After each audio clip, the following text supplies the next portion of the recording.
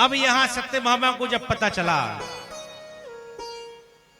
कि हमारे पिता की हत्या किसी ने कर दी है, तो सत्यभामा का रो रो करके बुरा हाल हो गया। बहुत रोई सत्यभामा।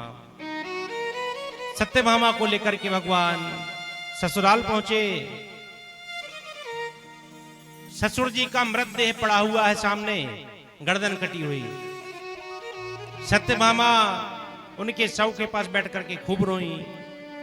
भगवान ने मन में सोचा कि सत्यभामा को कैसे समझाए, इनको चुप कराएंगे तो ये और रोएंगी। भगवान बड़े लीलाधारी हैं। भगवान ने सोचा चुप कराने से चुप होने वाली तो है नहीं। भगवान ने क्या किया, जितनी जोर से सत्यभामा रो रही थी चिल्ला चिल्ला करके, उससे दुगनी जोर से भगवान रोने लगे। ससुर जी को देख करके खूब जोर जोर से रोए कि हे ससुर जी, हमें छोड़ करके कहां चले गए, आपके बिना हमारा कौन था, अब कौन हमें सहारा देगा, कौन हमको बुलाएगा, कौन हमसे प्रेम करेगा। खूब चिल्ला चिल्ला करके रो रो करके भगवान दहाड़ मार करके रोने लगे। और ठाकुर जी का रोना सुना, सोई सत्यभामा चुप हो गई। और उल्टा सत्यभामा द्वारकाधीश को चुप कराने लगी। अरे प्रभु, हमें तो पता ही नहीं था कि आप हमारे पिताजी से इतना प्रेम करते हो। अरे राम राम राम, अब जो हो गया सो हो गया, स्वामी चुप हो जाइए, प्रभु चुप हो जाइए। उल्टा सत्यभामा चुप कराने लगी। तब भगवान बड़ी मुश्किल से मोंगे। इतने रोए सत्यभामा ने, इतने बार मोंगाया, जब बड़ी मुश्किल से मोंगे भगवान चुप हुए। सत्यभामा बोली, प्रभु आप वचन दीजिए, जिसने भी हमारे पिता की हत्या की है आप उसका बदला जरूर लेंगे। भगवान बोले, सत्यभामा चिंता मत करो, हम वचन देते हैं जहां भी वह होगा उसको हम छोड़ेंगे नहीं। पूरे घर की तलाशी ली गई, मणि पूरे महल में कहीं भी नहीं निकली। भगवान समझ गए, हो ना हो मणि के लालच में ही सत्राजित का वध हुआ है। अब भगवान मन में सोचते, हे भगवान, जितना दूर हम इस मणि से भाग रहे, ये उतनी हमें आके चिपक रही पास आकर के। अब फिर पता लगाओ मणि का, कहां से ये मणि की बलाय हमारे ऊपर आ गई। अब की बार क्या हुआ, दाऊ भैया और द्वारकाधीश दोनों साथ में गए सत्यधर्मा को ढूंढते हुए। पता लगाया किसने मारा, तो पता चला सत्यधर्मा ने मारा है। तो दाऊ जी गए और ठाकुर जी गए सत्यधर्मा को ढूंढते हुए। और ढूंढते ढूंढते पीछा किया गया, सत्यधर्मा को पकड़ा गया। तो दाऊ जी थोड़े दूर खड़े हो गए और द्वारकाधीश अकेले सत्यधर्मा के पास गए और सत्यधर्मा को भगवान ने मार दिया। सत्यधर्मा को मारा और सत्यधर्मा की तलाशी ली गई, तो मणि तो सत्यधर्मा के पास थी नहीं, तो मणि भगवान को मिली नहीं।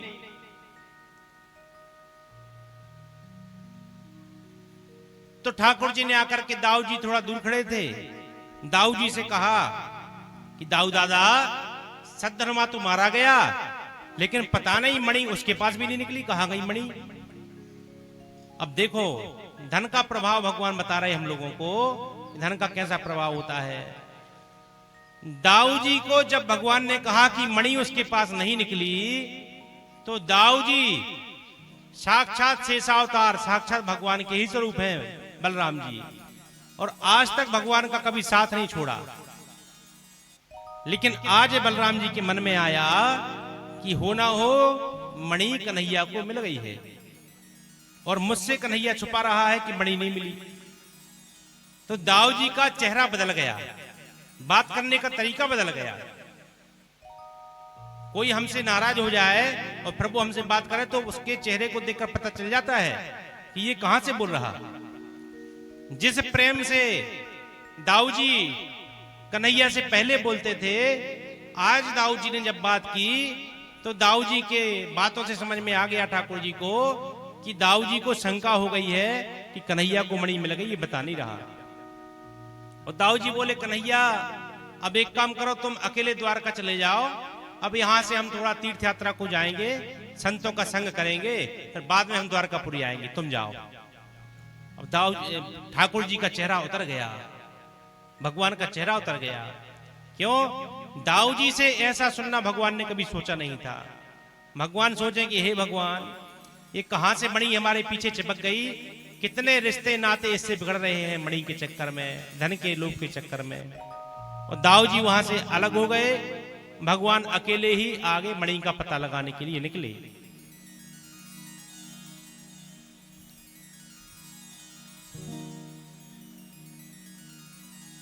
जैसे ही भगवान आगे बढ़े, कहीं मणि का पता नहीं चला।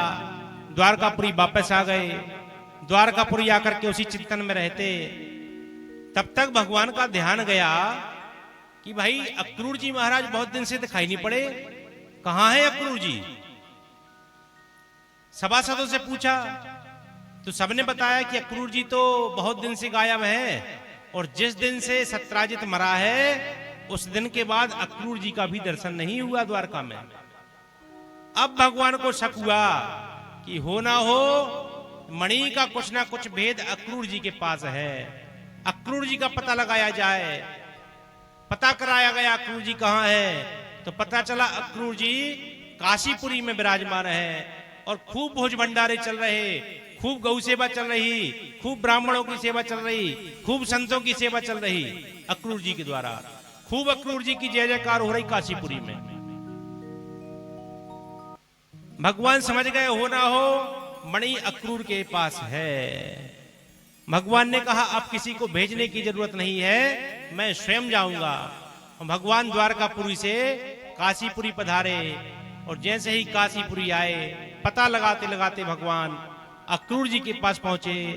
अक्रूर जी भीतर विराजमान थे, और जैसे ही भगवान अक्रूर जी के सामने पहुंचे तो पूछने की जरूरत नहीं पड़ी।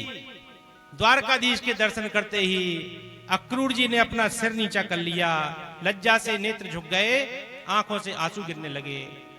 ठाकुर जी बोले अक्रूर जी, आप कह देते कि आपको मणि चाहिए है तो अरे हमारे तो प्राण आपके लिए समर्पित है, मणि की क्या बात है। आप हमसे मांगते मणि हम सहर्ष आपको दे देते, आपको ये सब नाटक करने की क्या जरूरत थी।